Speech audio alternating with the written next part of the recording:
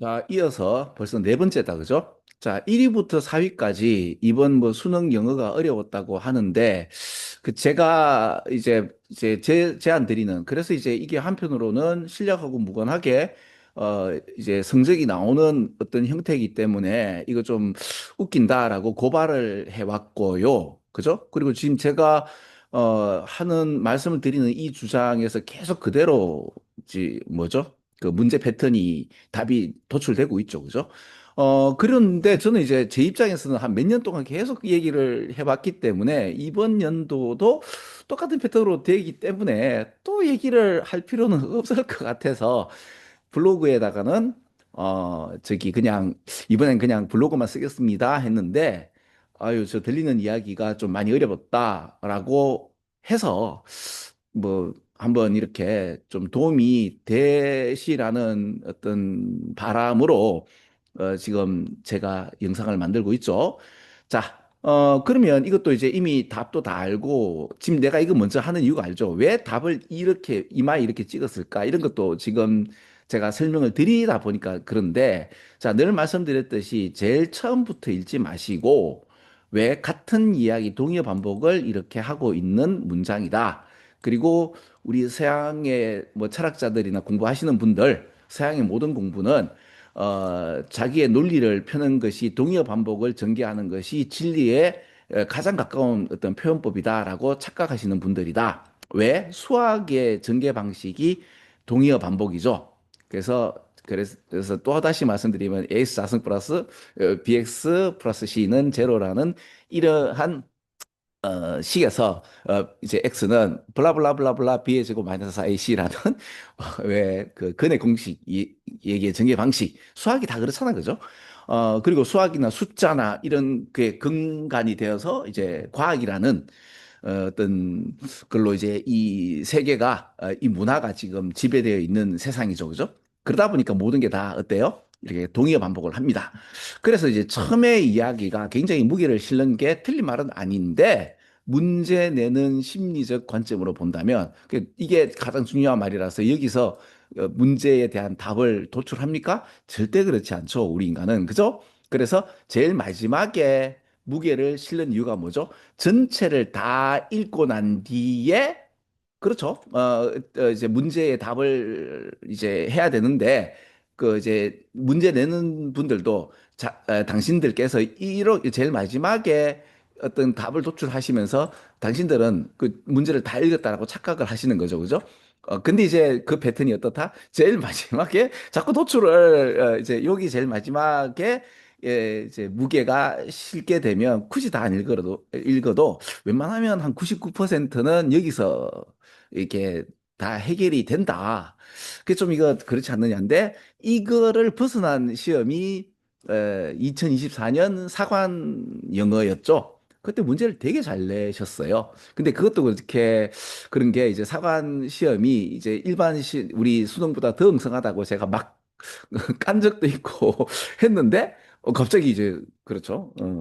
사관 시험이 이제 막 이렇게 수능보다 훨씬 더 훌륭하게 나와가지고 그때 되게 애를 먹었어요. 그죠? 뭐 그럼에도 어떻게 했죠? 제일 마지막을 읽어서 위로 올라가는 것이 처음부터 읽는 것보다 훨씬 더 효과적인 어떤 리딩 방법이었고 그 짧은 순간에 답을 도출할 때 있어서는 가장 밑에부터 먼저 파악하고 위로 올라가는 게 굉장히 좋은 방식이었거든요.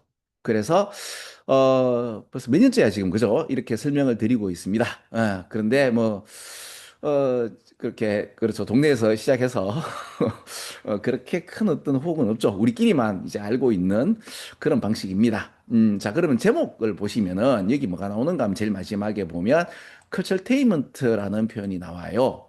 그럼 이게 당연히 그 문화와 엔터테인먼트의 어떤 콜라보 이야기가 딱 나온다는 게 느껴지지 않나요?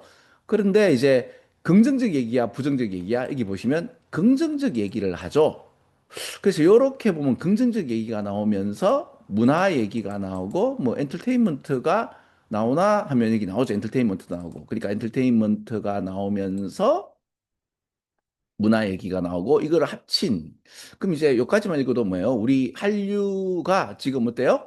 뭐 캐대언이나 이런 것들이 보면 문화가 되어 버렸죠. 엔터테인먼트가. 그래서 문화가 되어버렸죠. 그죠?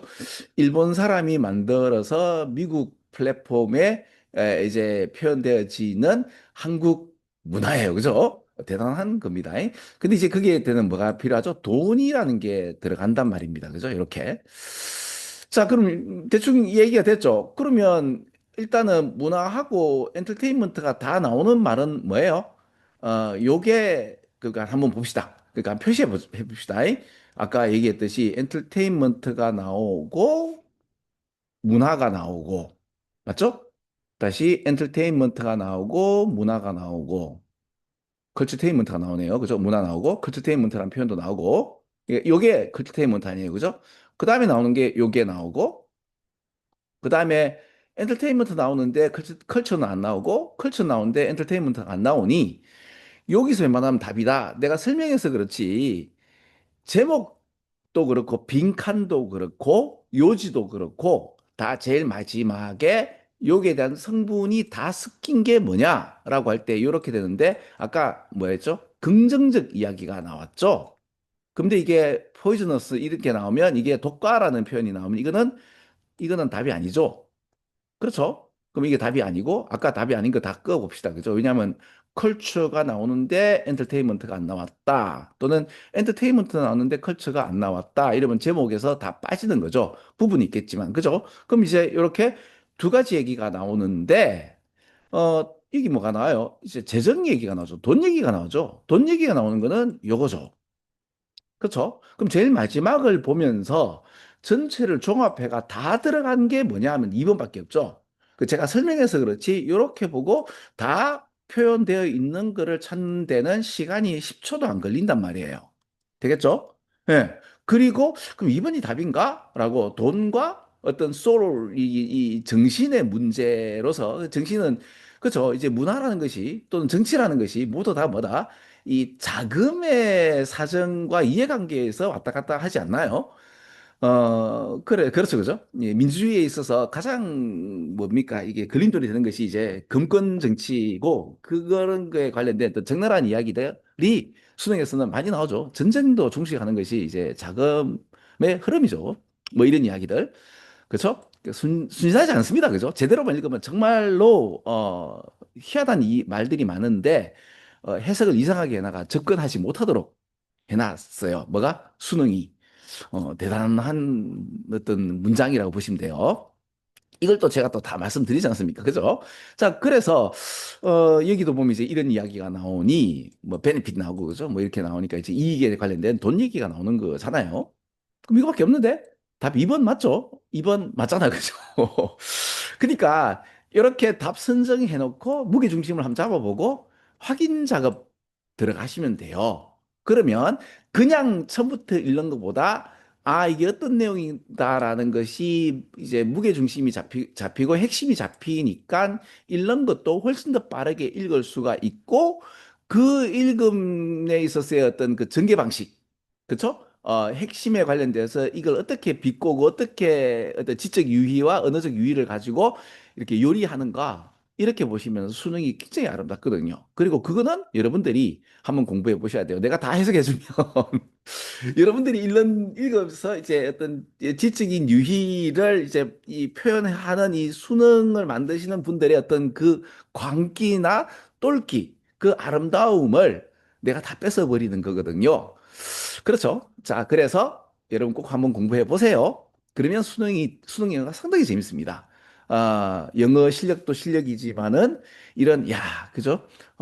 앞으로 AI 시대 때 살아남을 수 있는 어떤 그 힘은 이 수능 영어에 있지 않겠나. 저는 그렇게 주장을 드리고 있죠. 네. 그래서 일단 네 문제까지 풀었는데 계속 할까는 모르겠어요. 왜 지금 계속 같은 패턴을 이야기하고 있잖아. 그죠? 자, 예, 일단은 그래서 네 문제까지 우선 가장 많이 틀린 거, 이렇게 설명을 드립니다. 자, 수업 끝.